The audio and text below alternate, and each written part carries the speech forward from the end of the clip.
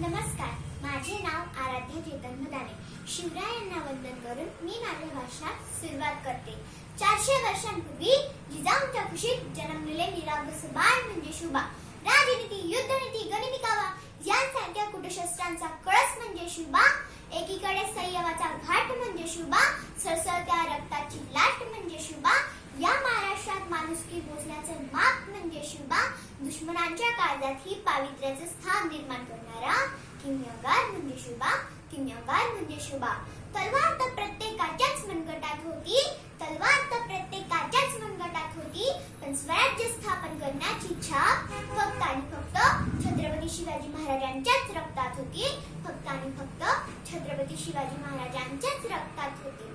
मित्रांनो, शिवाजी हा केवळ 3 अक्षरी शब्द नाही, तर तो एक मंत्र आहे. तो मंत्र उच्चारताच अंगातले रक्त सळसळायला लागते आणि एकीकडे सकारात्मक ऊर्जेचा प्रवाह निर्माण होतो. मित्रांनो, छत्रपती शिवाजी महाराजांनी हिंदवी स्वराज्य स्थापन केले. हिंदवी स्वराज्य स्थापन करत असताना महाराजांकडे प्रचंड सैनिक साठाही नव्हता, शस्त्र पुरवठाही नव्हता. यासाठी सुरुवात ही शून्यातूनच झाली. महाराजांनी सैनिकी गोळा केली नाही, तर स्वराज्यावर प्रेम करणारी माणसे गोळा केली आणि त्यांच्या हातात शस्त्र दिले. यातूनच स्वराज्य निर्माण झाले. मित्रांनो, मी शिवाजी महाराजांबद्दल बोलणे इतकी नक्कीच मोठी नाही, पण त्यांच्याबद्दल मला जे कळले ते मी तुमच्या समोर प्रामाणिकपणे मांडण्याचा प्रयत्न करत आहे. छत्रपती शिवाजी महाराजांचा वारसा सांगणारे आपण, स्वतःला सुशिक्षित म्हणून घेणारे आपण, स्वतःच्या जन्मकुंडल्या घेऊन फिरत आहोत. आलं अपयश की करतो आत्महत्या, नाही तर लावतो बाटली तोंडाला. आली शिवजयंती जवळ की करतो वाद, घालतो भांडणे त्यांच्याच जन्मतारखांवरून. म्हणजे आपण काय आदर्श घेत आहोत महाराजांचा? महाराजांनी अनेक गड किल्लेही जिंकले, पण कुठल्याही गडाला स्वतःचं नाव दिलं नाही. महाराजांनी अनेक मोहिमा आखल्या, पण कधी पंचांग पाहिला नाही. महाराजांवर अनेक संकटे आली, पण कधी आत्महत्येचा विचार केला नाही, कधी व्यसनाच्या आहारी गेली नाही. म्हणूनच आज गरज आहे की छत्रपती शिवाजी महाराजांना समजून घेण्याची.